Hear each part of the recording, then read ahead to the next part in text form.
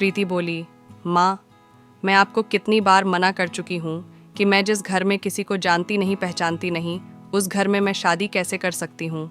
मैं तो ससुराल में बिल्कुल अनजान रहूँगी। माँ बोली, पर प्रीति बिटिया, एक न एक दिन तो हर लड़की को अपने ससुराल जाना ही पड़ता है, और ये तो हर लड़की के साथ होता है। ससुराल में जाकर एक दूसरे को पहचानना, सबके दिलों में जगह बनाना, सबसे प्यार बांटना, यही तो रीत है।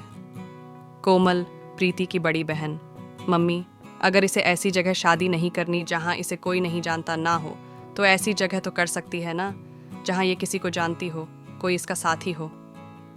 प्रीति, अरे कोमल दीदी, अच्छा हुआ आप आ गए। मम्मी को देखो ना, कब से शादी कर ले बोल रही है। जब मैंने बोल दिया कि मुझे अभी शादी नहीं करनी, तो क्यों बार बार माँ जिद कर रही हैं। कोमल, ठीक ही तो कह रही है माँ, एक ना एक दिन तो शादी करनी है, तो क्यों ना समय रहते खुशी का काम ठीक ठाक हो जाए। वैसे अगर तुम कहो तो मैं तुम्हें एक सलाह दे सकती हूँ।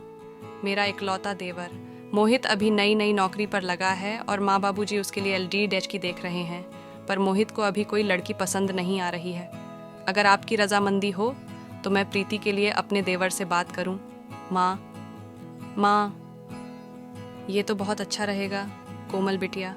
अगर तेरे ससुराल वाले इस बात के लिए मान जाते हैं तो तेरे पापा और मुझे तो कोई ऐतराज नहीं।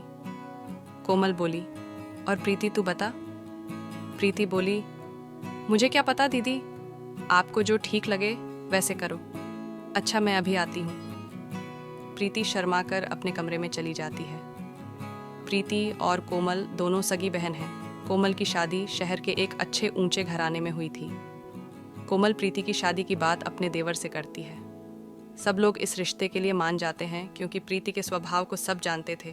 सबकी रजामंदी से खुशी खुशी रिश्ता तय हो जाता है और प्रीति और मोहित की शादी हो जाती है। प्रीति नई नवेली दुल्हन बनी, नए नए सपने संजोए अपने ससुराल आती है। सब कुछ बहुत अच्छे से चल रहा था। दोनों बहनें मिलकर खुशी खुशी घर का काम निपटाती। घर का माहौल बहुत ही शांतिपूर्ण था, पर कहते हैं ना, जहाँ 4 बर्तन होते हैं वो कभी ना कभी बज ही जाते हैं। कोमल की सास प्रीति के स्वभाव से बहुत खुश थी। एक दिन सास का एकादशी का व्रत था। कोमल देर से सोकर उठी, इसलिए प्रीति ने सास के लिए फलाहार की कई सारी चीजें बना डाली। ये देखकर सास बहुत खुश हुई। सास, प्रीति बहू, मैं तो धन्य हो गई जो तुम जैसी बहू ऊपर वाले ने मुझे दी। मेरी दोनों बहुएं लाखों में एक है। वैसे तुमने तो फलाहार कितनी सारी चीजें बना डाली, मेरा तो पेट अच्छे से भर गया। प्रीति, मान जी, आपको फलाहार पसंद आया, यह मेरे लिए बहुत खुशी की बात है। अपनी सास की प्रशंसा की हकदार पहले अकेली कोमल हुआ करती थी, पर अब सास का प्यार बंट गया था। प्रीति की तारीफ सुनकर कोमल को अपनी बहन से थोड़ी ईर्ष्या होने लगी, इसलिए उसके व्यवहार में बदलाव आने लगा। प्रीति, कोमल दीदी, देखना, मैं खड़ी बना रही थी। लड्डू के लिए इतना बेसन काफ़ी रहेगा ना? कोमल, देखो प्रीति, अब तुम मेरी छोटी बहन नहीं हो, तुम मेरी देवरानी हो, इसलिए घर की जिम्मेदारियां सीख जाओ। अब हर समय मैं तुम्हें बताती रहूंगी कि क्या सही है और क्या गलत है। खुद भी तो बनाना सीखो, और वैसे भी मुझे बहुत सारे काम हैं। आज से पहले कोमल ने प्रीति से कभी ऐसे बात नहीं की थी, पर प्रीति ने इस बात पर ध्यान नहीं दिया। अब तो कोमल अक्सर प्रीति को नीचा दिखाने की भी कोई कसर नहीं छोड़ती थी। एक दिन प्रीति ने गलती से दाल में देसी घी के तड़का की जगह तेल का तड़का लगा दिया, जिस पर कोमल उसे टोकने लगी। कोमल, प्रीति, तुम्हें पता है ना कि माँ जी को देसी घी के तड़के वाली दाल पसंद है, फिर तुमने तेल का तड़का क्यों लगा दिया? प्रीति, दीदी, वो देसी घी मुझे मिल ही नहीं रहा था। मैंने पूरी रसोई में देखा, इसलिए मैंने तेल का तड़का लगा दिया। कोमल, 6 महीने तुम्हारी शादी को हो गए हैं, कब तक मैं ही रसोई के सामान की देखभाल करती रहूंगी? तुम्हें भी तो देखना चाहिए। देसी घी हमेशा भंडार घर में रखा होता है, एक बार वहां जाकर देख लेती, कम से कम ये गलती तो नहीं होती। एक बात कान खोलकर सुन लो, यहाँ तुम मेरी बहन नहीं देवरानी हो। कभी ये सोचो कि दीदी दीदी करके तुम मेरी मदद लेकर घर में सबकी तरफदारी बटोरती रहोगी और मैं चुपचाप देखती रहूंगी। सास, कोई बात नहीं कोमल बहू, इस पर इतना गुस्सा होने वाली क्या बात है? कभी कभी देसी घी ना हो तो तेल के तड़के वाली दाल खाने में मुझे कोई परेशानी नहीं है, और वैसे भी तेल के तड़के में भी दाल बड़ी स्वादिष्ट लग रही है।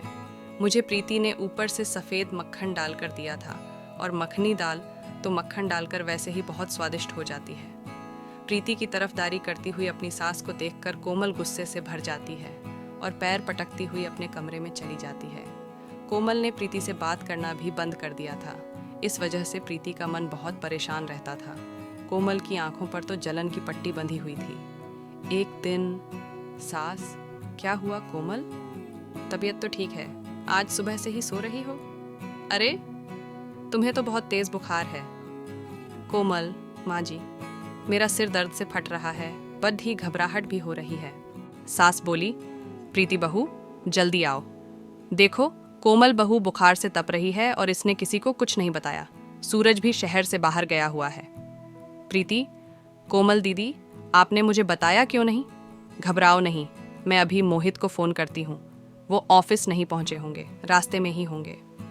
प्रीति, हेलो मोहित, आप तुरंत घर आ जाओ। दीदी की तबीयत ठीक नहीं है, वो बुखार से तप रही है। मुझे तो बहुत घबराहट हो रही है। मोहित, प्रीति का पति, घबराओ नहीं प्रीति, मैं अभी आता हूँ, चिंता मत करो। प्रीति दीदी या दीदी करके रोना शुरू कर देती है। इतनी देर में मोहित घर आ जाता है।